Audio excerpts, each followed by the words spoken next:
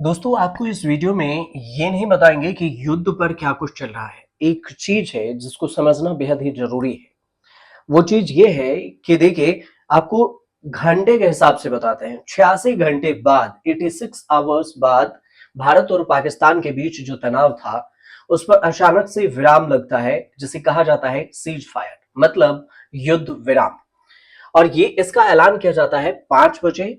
America के राष्ट्रपति Donald Trump social media पर एक पोस्ट करते हैं और उसमें वो लिखते हैं कि हम दोनों देशों से बातचीत किए और उनसे बातचीत करने के बाद ये पता चला कि तुरंत तत्काल प्रभाव से सीज फायर किया गया है। सवाल ये उठा कि सीज फायर किस मुद्दे पर हुई, क्या हुआ, ये सब बात आगे की हुई, लेकिन ये सीज फायर हो गया, युद्ध विराम हो गया। लेकिन इस सब के बीच में जो क्या हुआ, 3 से 4 घंटे के अंदर अंदर में क्या कुछ हुआ, वो ये हुआ कि ट्रंप का ट्वीट आता है, भारत सरकार की तरफ से प्रेस कॉन्फ्रेंस की जाती है, मतलब एमईए जो विदेश मंत्रालय है उसकी तरफ से पीसीए किया जाता है। इसमें जो कमांडेंट है कर्नल कुरैशी वो आती हैं और यहाँ पर सूफिया कुरैशी प्रेस कॉन्फ्रेंस करती हैं, कहती हैं कि कुछ बातचीत हुई है दोनों के बीच में और फिर इस पे सीज फायर हम मान रहे हैं। पाकिस्तान की तरफ से भी कहा जाता है कि हम सीज फायर मान रहे हैं। ये बात हुई बात। लेकिन इस बीच में जो खेल चल रहा था वो खेल ये कि क्या पाकिस्तान के दिमाग में चल रहा था कि बीच में 2-3 घंटे के लिए सीज फायर का माना और 2-3 घंटे बाद उल्लंघन कर दिया। उल्लंघन करने का मतलब कि सीज फायर उल्लंघन का मतलब हुआ कि हम नहीं मानते आपका समझौता। मतलब अमेरिका जिस संधि के बीच में कूदा, उस अमेरिका को सीधे तौर से नजरअंदाज कर रहा है। उसमें भी पाकिस्तान, अब जो देश दुनिया का शक्तिशाली देश हो, उससे ही सीधे अब पंगा लेने वाली बात हो गई। लेकिन ऐसा नहीं कहेंगे कि पाकिस्तान ने ये पहली बार किया। अगर देखिए 2 साल का ही डेटा देखेंगे, 2019 और 2018 का, और इस बीच में बातचीत होती है कि जो संधि है उसमें हम ये बता रहे थे आपको कि जो सीज फायर का उल्लंघन है पाकिस्तान ने 2018 में 2000 बार से ज्यादा किया, 2019 में 1600 बार से ज्यादा किया सीज फायर का उल्लंघन। तो सीज फायर का उल्लंघन करना पाकिस्तान के लिए कोई बड़ी बात नहीं है। लेकिन अब क्या अमेरिका ने जो संधि किया था भारत और पाकिस्तान के बीच में, उसमें अमेरिका क्या कहेगा? अब अगली बार अगर सीज फायर का उल्लंघन करने के लिए दो देशों के बीच में कूदता है तो अमेरिका किस मुंह से कहेगा कि हाँ पाकिस्तान से आप संधि जो सीज फायर है वो कर लीजिए या फिर किसी भी चीज को लेकर समझौता कर लीजिए। दूसरी बात ये भी है कि इस बीच में जो सोशल मीडिया पर खबरें चली उसमें कि ट्रंप ने समझौता करवा दिया। इधर हो सकता है कि पाकिस्तान के दिमाग में क्या कुछ चल रहा है, लेकिन खबर ये चलने लगी कि इससे पहले कि जो पाकिस्तान के प्रधानमंत्री हैं शहबाज शरीफ, उनसे अमेरिका की सीधे बातचीत हुई। लेकिन उसके बाद पता चला कि उसने जनरल आसिफ मुनीर को बोला बात करने के लिए। किसी भी देश के जो विदेश मंत्री हो, प्रधानमंत्री हो, अगर कोई समझौता में आता है तो सीधे प्रधानमंत्री या फिर विदेश मंत्री से बातचीत होती है, विदेश मंत्रालय से। लेकिन किसी सेनाध्यक्ष, सेना प्रमुख से बातचीत करना मतलब तख्ता पलट की भी बात हो सकती है। क्या पता कि मुनीर पाकिस्तान में तख्ता पलट की तैयारी कर रहा हो। लेकिन खैर ये तो पाकिस्तान की समस्या है कि वो तख्ता पलट की तैयारी करे अपने यहाँ या फिर कुछ भी करे। लेकिन भारत के साथ जो दगाबाजी वाला काम किया है, वो इसकी जो सजा है उसके तौर पर देखिए क्या कुछ होता है। सोशल मीडिया पर खबरें फैलती है, इसके बाद फिर से देर रात एमईए की तरफ से प्रेस कॉन्फ्रेंस बुलाई जाती है और इसमें यह कहा जाता है एमईए की तरफ से कि अब जो पाकिस्तान की बात हो रही है तो उसको हम मुंहतोड़ जवाब देंगे। एमईए की तरफ से विदेश मंत्रालय आते हैं और विदेश मंत्रालय जवाब देते हैं। ये कहते हैं युद्ध विराम में विक्रम जो मिस्री हैं विदेश सचिव, इन्होंने कहते हैं कि पिछले कुछ घंटे में ही हमने समझौता किया था, लेकिन पाकिस्तान ने इसका उल्लंघन कर दिया और भारतीय सेना कार्रवाई कर रही है, मुंहतोड़ जवाब दे रही है। कई सारे ड्रोन दागे जाते हैं, वो चाहे पूंछ हो या फिर जो पोखरन हो, ड्रोन से अटैक किया जाता है। श्रीनगर में भी विस्फोटक की बात होती है। इसके अलावे जो बात सामने आती है कि कई जगह पर आतंकवाद घुसपैठ की बात हुई, उसमें भी जम्मू कश्मीर में। तो ये सीज फायर क्यों किया गया था? क्या आतंकवाद को घुसपैठ करने के लिए भारत में सीज फायर किया गया था? कई सारे सवाल हैं जो उठ रहे हैं। विदेश मंत्रालय कह रहे हैं कि हम इस पर कार्रवाई कर रहे हैं और ठोस और सख्त कदम उठा रहे हैं। तो इस बीच में क्या कर रहे थे आप? अचानक से किस बात को लेकर आपने समझौता कर लिया? बात ये आई कि उन्होंने बोला कि हम 100 शर्त किए हैं, मतलब भारत अपनी शर्तों के साथ समझौता किया। जैसे सिंधु जल संधि है वो भी बरकरार रहेगा, जितने बैन हमने किए हैं पाकिस्तान पर लगाए हैं वो सब बरकरार रहेगा। इस सब को देखते हुए हमने समझौता किया है। और भारत और जो पाकिस्तान के बीच युद्ध विराम हुआ उसमें सचिव विक्रम मिस्री का कहना हुआ कि 3:35 पर दोनों देश डीजीएमओ के बीच में बातचीत किए और इसी बातचीत के बाद कहा कि 15 मई को दोनों देशों के अधिकारी रणनीति पर चर्चा करेंगे। लेकिन इससे बीच में 4 घंटे में ही पाकिस्तान बौखला गया और फिर सीज फायर का उल्लंघन करने लगा। अब आगे की कार्रवाई के लिए सेना मोर्चा संभाल रखी है, लेकिन इस सब के बीच में एक चीज और होने लगा।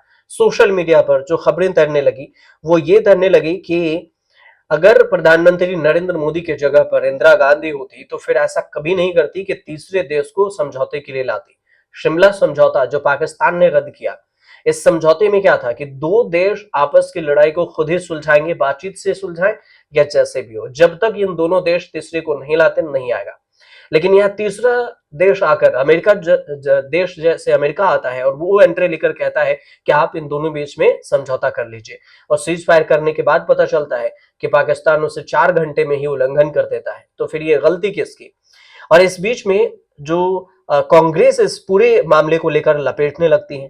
कांग्रेस की तरफ से एक फोटो ट्वीट किया जाता है सोशल मीडिया पर और उसमें कहा जाता है कि इंदिरा होती तो ऐसा नहीं होता। 1971 की वो तस्वीर होती है जिसमें इंदिरा गांधी सामने है, सेना कतार में खड़े हैं और उस तस्वीर को कांग्रेस शेयर करता है। साथ ही 12 दिसंबर 1971 का एक लेटर भी ट्वीट किया जाता है जिसमें न्यूट्रल साइट का जिक्र किया जाता है। कहा जाता है कि हम जो इसमें बताया गया कि पाकिस्तान के जो सैनिक थे उन्होंने उसने सरेंडर किया था, 93,000 से ज्यादा सरेंडर। इसमें पूरे जिक्र किया गया कि कैसे पाकिस्तान को इंदिरा गांधी ने मुंहतोड़ जवाब दिया था और किसी थर्ड देश के जो उस पर जो प्रेशर होने के बाद भी तीसरे देश की बातचीत नहीं सुनी थी। और अगर सुनते तो 1971 का जो युद्ध हुआ था, आपको याद होगा कि बांग्लादेश बना था, पाकिस्तान से ही अलग हुआ था, वो पाकिस्तान से अलग नहीं हो पाता। दबाव कुछ ज्यादा था उस वक्त भी। और अगर अभी की सरकार ये कह रही है कि दबाव ज्यादा है तो उसे वो भी ध्यान में रखना चाहिए कि पहले भी दबाव ज्यादा था और अब भी। तो अभी तो आपने सिर्फ बॉर्डर पर फायरिंग की बात हुई है, उसमें भी ऑपरेशन सिंदूर आपने किया, पहलगाम में जो युद्ध, पहलगाम में जो आतंकी हमला हुआ उसमें। अब उससे ऑपरेशन सिंदूर से आपको मिला क्या? पाकिस्तान को आपने सबक सिखाया। अब सबक सिखाया तो उसमें कितने आतंकी जो ठिकाने थे, 9 आतंकी ठिकाने को ध्वस्त किया। 5 अभी तक आइडेंटिफाई किए गए हैं जो आतंकी की पहचान हुई है। उसमें जो अबू अजहर है और उसके जो अबू अजहर के जो बहनोई है उसका पहचान हुआ है। जो कांधार में विमान हाईजैक करके ले गया था उसका बहनोई है। इसके अलावे जो टेररिस्ट के परिवार हैं उसमें से 5 ही है जिसकी आपने पहचान कर पाई है। कितने आतंकी हुई है लिस्ट बाद में भी जारी होगा, चलिए लिस्ट भी नहीं मांगते, लेकिन आपको इतनी जल्दी क्या थी कि सीज फायर आपने कर लिया। दूसरी बात ये भी है और ये भी समझिए कि जो ये जयराम रमेश ने भी ट्विटर पर सोशल मीडिया पोस्ट किया और इस बीच में सुप्रिया सुनीत है कांग्रेस के प्रवक्ता, उन्होंने भी एक फोटो ट्वीट कर दी और इसके बाद वो ये कह रही हैं कि ये क्या हो रहा है देश में। जो श्रीनगर में कभी बोला जाता है 100 से ज्यादा धमाका हुआ, फिर सेना कहती है कि नहीं कोई धमाका नहीं हुआ है और बात को फिर पीछे लिया जाता है, फिर आगे कर दिया जाता है। तो ये ऐसा कैसे हो रहा है? देश को समझाना चाहिए। इसके अलावा जो उन्होंने जो एक फोटो ट्वीट किया है सुप्रिया सुनीत ने, उस पर वो लिखे हुए हैं कि आसिम मुनीर को ऐसे देखने की बहुत हसरत थी। मतलब जो 1971 में समझौता हुआ था, पाकिस्तान के सैनिक भारत के सैनिक के सामने सरेंडर किए थे और उस पर साइन किया था, सरेंडर पे, आत्मसमर्पण पर। उसी साइन की फोटो उन्होंने शेयर की सोशल मीडिया पर कि ऐसे हसरत थी, लेकिन इस बीच में ही आपने इस हसरत को तोड़ दिया। प्रधानमंत्री मोदी पर उन्होंने सीधे सीज फायर को लेकर सवाल उठाया, तंज कसा।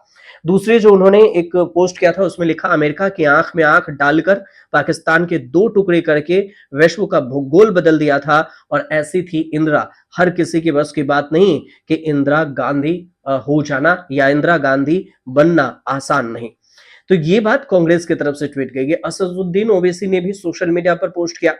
उन्होंने कहा कि सीज फायर पर सवाल उठाए, कहा पाक संग युद्ध रोकने पर सरकार से जो 4 सवाल पूछे गए उसमें यह कहा कि प्रधानमंत्री नरेंद्र मोदी के बजाय एक विदेश देश के जो राष्ट्रपति है वो संघर्ष विराम की घोषणा क्यों किए। मतलब उन्होंने यही जिक्र किया कि हम 2 देशों के बीच में बातचीत की बात तो तीसरे देश बीच में कैसे आया। दूसरी बात उन्होंने ये भी कहा है कि शिमला समझौता जो 1972 की बात है, इसके बाद ही जो बात हुई थी कि तीसरे पक्ष हस्तक्षेप नहीं करेगा, फिर हस्तक्षेप को हमने स्वीकार क्यों किया? ये भी कहा गया कि मुझे उम्मीद है कि कश्मीर मुद्दे का अंतर्राष्ट्रीयकरण नहीं होगा क्योंकि ये हमारा आंतरिक मामला है। दूसरा जो सवाल है कि हम तटस्थ क्षेत्र में बातचीत के लिए क्यों तैयार हुए और इस वार्ता का एजेंडा क्या होगा? क्या अमेरिका यह गारंटी देगा कि पाकिस्तान भविष्य में अपनी धरती से आतंकवाद को बढ़ावा नहीं देगा? सवाल तो सही है कि क्या अमेरिका गारंटी देगा? वही अमेरिका जो आपको S-400 जो एयर डिफेंस सिस्टम है अभी भारत के पास, इसी एयर डिफेंस सिस्टम से भारत अभी पाकिस्तान के ड्रोन को, मिसाइल को निष्क्रिय करने में सफल हो रहा है। नहीं तो जो पाकिस्तान ने ड्रोन और मिसाइल अटैक किए, उसमें सोचिए कि कितनी तबाही हो जाती। अभी हरियाणा के सिरसा तक मिसाइल आ गया था, फिर क्या होता? और इसी S-400 डिफेंस सिस्टम को अमेरिका ने जब खरीद रहा था रूस से भारत, तो अमेरिका ने विरोध किया था। और तीसरा सवाल जो ओवैसी ने पूछा है वो ये कि क्या हम पाकिस्तान को भविष्य में आतंकी हमलों के लिए रोकने के लिए जो लक्ष्य है उसमें सफल हुए या फिर केवल एक संघर्ष विराम हमारा उद्देश्य था? चौथा सवाल कि पाकिस्तान को FATF की ग्रे लिस्ट में डालने के लिए हमारा अंतरराष्ट्रीय मुहिम जारी रहना चाहिए। तो ये सारे सवाल हैं जो विपक्ष भी पूछ रहा है और असदुद्दीन ओवैसी भी पूछ रहा है, देश भी यही जानना चाहता होगा। और इस सब के बीच में क्योंकि सीज फायर का उल्लंघन पाकिस्तान ने किया है, तो कभी क्या होगा कुछ भी अपडेट अभी सामने आ ही रहा है। कुछ बड़ा अपडेट आएगा जिस पर हमें लगे कि आपको विस्तार से समझाना जरूरी है, तो हम आपके पास जरूर आएंगे और विस्तार से बताएंगे। और फिलहाल आप हमारे चैनल से जुड़िए, सब्सक्राइब कीजिए, शेयर कीजिए, कमेंट जरूर कीजिएगा।